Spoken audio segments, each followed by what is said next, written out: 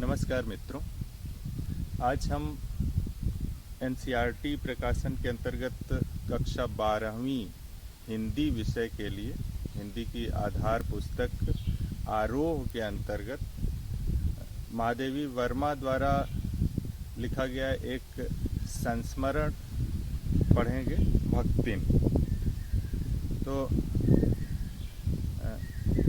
इस पूरे संस्मरण को हम लोग 3 खंडों में पढ़ेंगे। सबसे पहले लेखिका का परिचय और पाठ का सारांश, उसके बाद कुछ महत्वपूर्ण अनुच्छेदों की व्याख्या देखेंगे और उसके बाद तीसरे हिस्से में प्रश्नोत्तर को देखा जाएगा। तो आइए शुरू करते हैं। महादेवी वर्मा को आपने पहले भी पढ़ लिया है। कक्षा 7वीं में नीलकंठ नाम से एक पाठ था, उसको आपको अच्छे से याद होगा। वह पाठ नीलकंठ की कहानी, और वह भी संस्मरणात्मक रेखा चित्र था। ये जो भक्तिन पाठ है यह भी संस्मरणात्मक रेखा चित्र है। तो सबसे पहले हम लोग महादेवी वर्मा के बारे में थोड़ी जानकारी हासिल कर लेते हैं। सन 1907 में फर्रुखाबाद उत्तर प्रदेश में जन्म हुआ था। इनकी कुछ खास रचनाएं, सबसे ज़्यादा प्रसिद्ध रचना जो है वह यामा है। यह एक तरह से रचनाओं का संग्रह है, काव्य रचनाओं का संग्रह है, और इसी रचना के लिए उनको ज्ञानपीठ पुरस्कार प्राप्त हुआ था। और इसके अलावा जो पुरस्कार प्राप्त हुए हैं उन्हें भारत भारती पुरस्कार और पद्म भूषण पुरस्कार या सम्मान कहिए 1956 में। इनका निधन 1987 में इलाहाबाद में हुआ था। कुछ खास रचनाएं हैं, एक बार फिर से उनका नाम ले लेता हूँ। दीप शिखा और यामा के बारे में मैंने बताया ही, काव्य संग्रह है ये। निबंध श्रृंखला की कड़ियाँ, आपदा, संकल्पिता, भारतीय संस्कृति के स्वर। इसके अलावा संस्मरण और रेखाचित्र, अतीत के चलचित्र, बहुत ही सुंदर नाम लिखा है इन्होंने, नाम रखा है। स्मृति की रेखाएं, पथ के साथी, मेरा परिवार। तो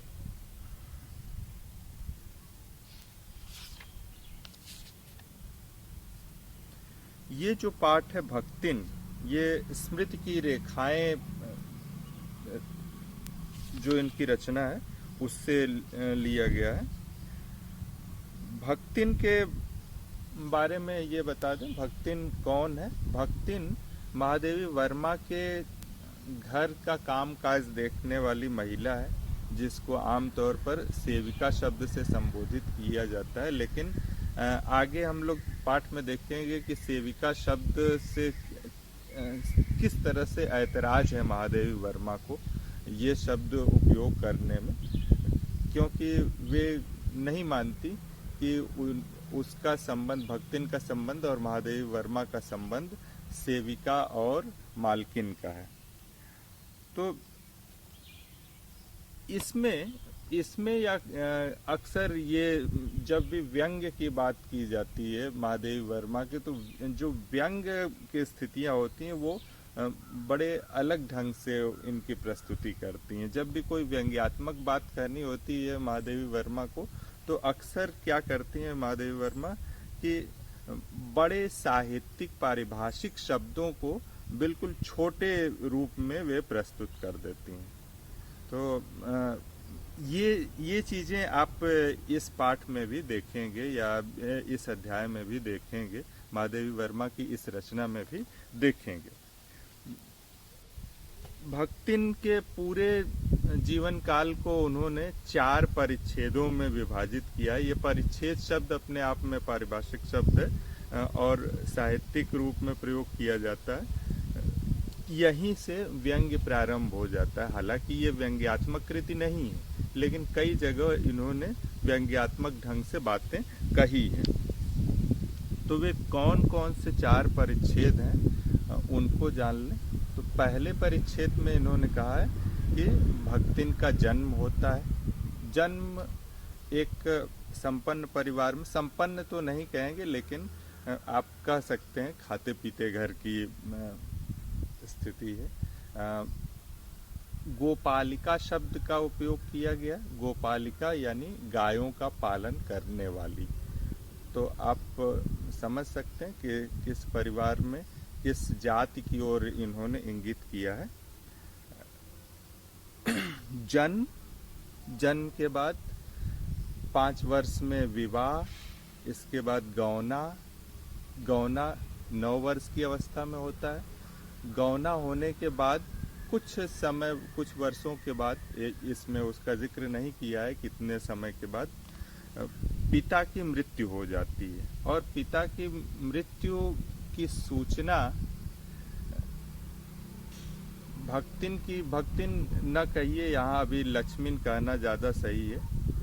लक्ष्मीन की सौतेली माँ उसको इस रूप में देती है कि उनको मरणांतक रोग हो गया है। इसका मतलब ऐसा रोग जो मृत्यु लेकर के ही आएगा।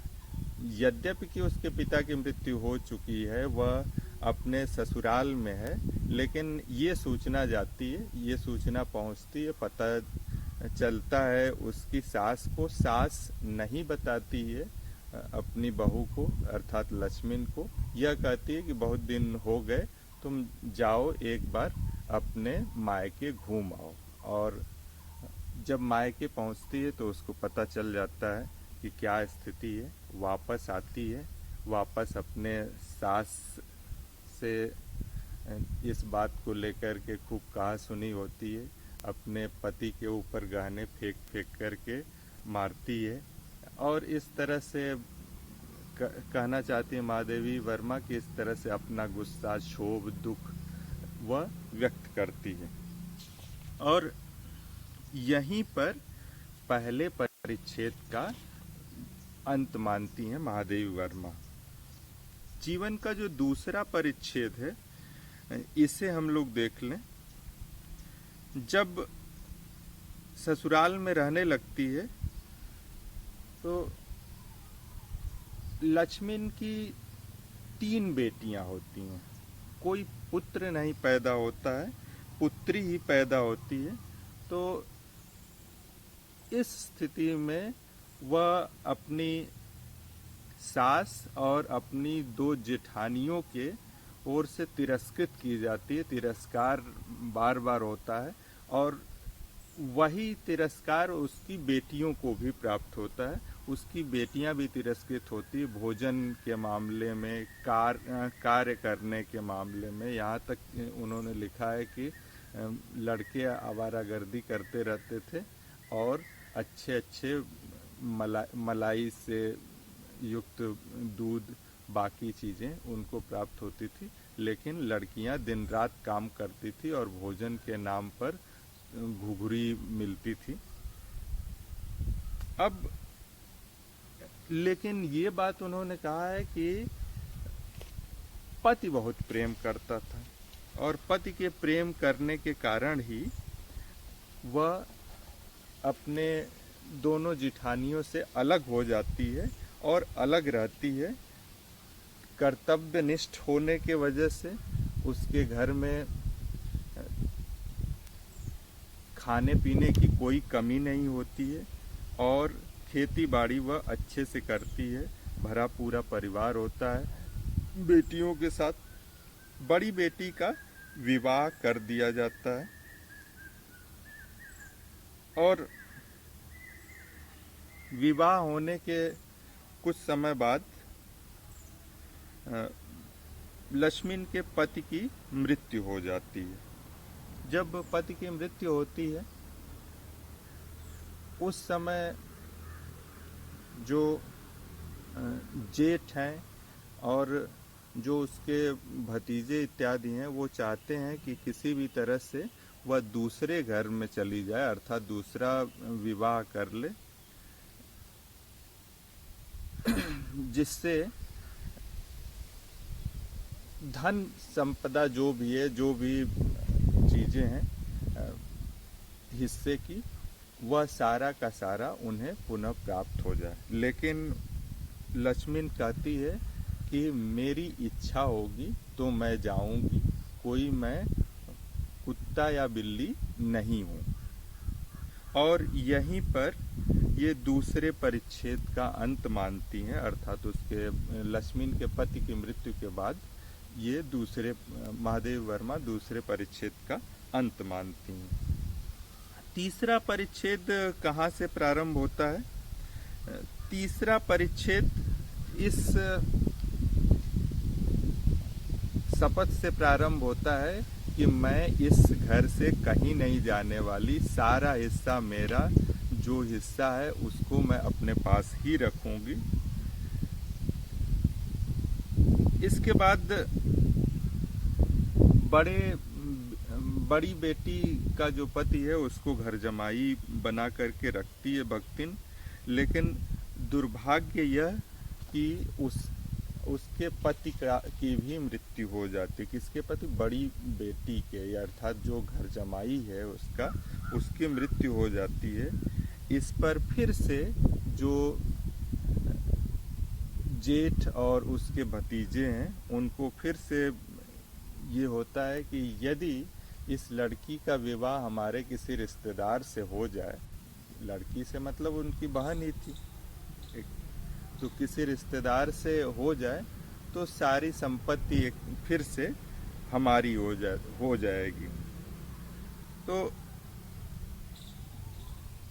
बड़ी बेटी के चचेरे भाई एक तीतरबाज साले को, उनका साला रहता, तीतरबाजी करता रहता, तीतर लड़ाने का कार्य करता रहता।